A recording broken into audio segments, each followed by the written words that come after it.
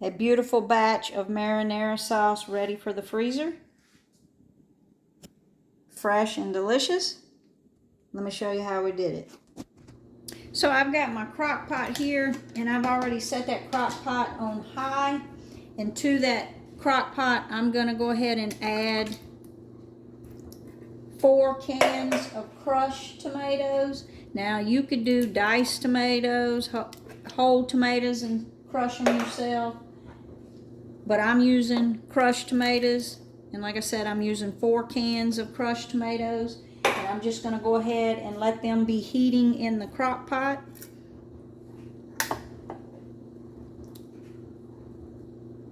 You could definitely do this whole recipe on the stove, but just to save time, once you get it all into the crock pot, you can just set it and forget it and let it go. So that's why I'm doing it in the crock pot. But we are going to go to the stove top to prep some of the ingredients. But I'm going to go ahead and put that lid on there. And like I said, all those tomatoes can be getting hot, and I've got that on high. So I've got a hot pan here, and I'm going to go in with some olive oil. Just enough to coat that pan. And in that olive oil, I've got 1½ medium onions, 1 small carrot, and I'm going to season that with just a little bit of salt and pepper.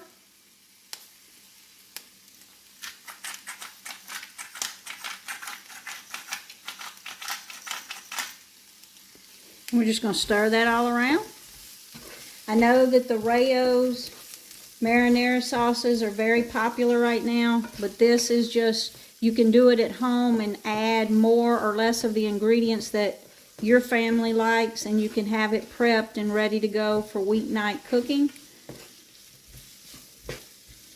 So we're just going to let these onions cook down for a few minutes before we add the seasoning and the garlic. When those onions start to soften and start to get some color on them, I'm going to go in with my seasoning. And what I've got here is about 1½ tablespoons of oregano and about 1/2 to 1 teaspoon of thyme. You can use any seasonings. Again, it's all about what you like. But we're going to toast those seasonings, and I'm also going to go in with the garlic. And I've got about 6 cloves of garlic. Again, more or less, depending on what your family likes.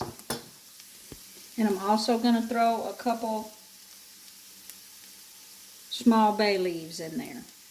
I didn't add any dried basil because I usually have fresh basil growing.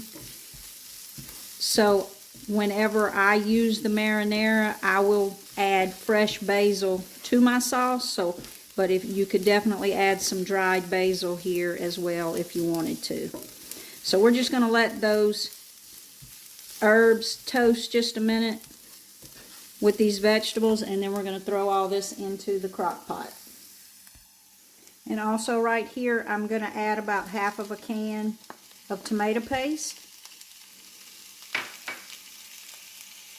And again, I'm adding it now because I want that tomato paste to kind of toast with those herbs and vegetables for about 1 minute here, and then we'll put it all in the crock pot.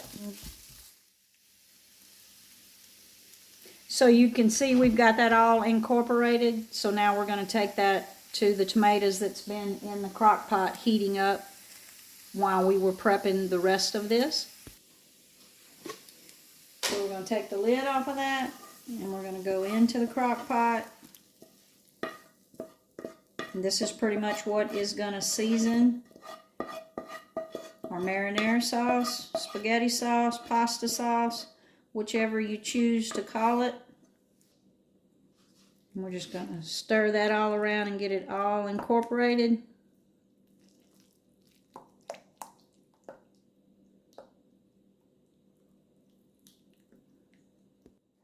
We're going to add a little bit of salt here, and as it continues to cook, we'll adjust the seasoning as needed. But we're going to add, that's a lot of tomatoes in there, so we're going to add some salt.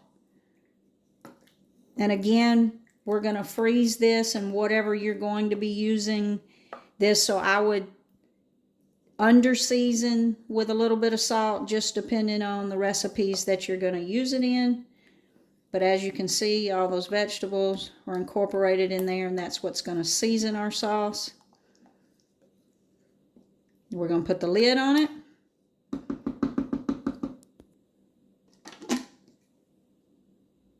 And I'm going to leave that on high, and we're just going to continue to cook this, and you can cook it as long as you want. You can cook it for 2 or 3 hours, or you can cook it all day long. I'm going to actually cook it all day long. And then I'm going to prep it in jars for the freezer, like I said, on high for at least 4 hours. So this is about 2 hours in. You see it simmering quite nicely in that crock pot. I've got mine on high, but all crock pots are different. But you do want to avoid the urge to lift that lid and stir it, because you don't want to let that heat out. You just want all that flavor to simmer in that pot. And at the end of this video, we're going to see just how many jars we can get out of this recipe. So just let it cook.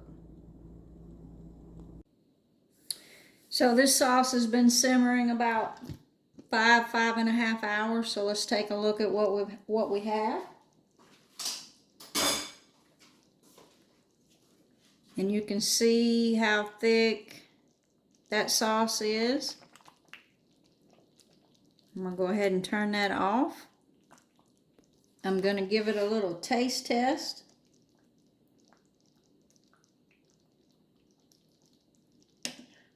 See if we need to add anything while it's still hot. And it is absolutely spot on. Again, I went a little light on the salt, so that whatever recipes we may be using this in, it gives you room to go with the seasoning. And that is absolutely delicious. That is so good. We know what's in it. We know there's no hidden sugars in there. It's absolutely delicious. So I'm going to get it jarred up, and I'll let you know exactly how much we come out with at the end. So what that yield was, I've got about 4 quarts of tomato sauce here. Now, I am not canning these. This is not a canning recipe. I am going to the freezer with these, and I did it in 2 different sizes depending on what I'm using it for. And we've got quarts and we've got pints, and I actually do sometimes put it in the little smaller jar because you can use it as pizza sauce.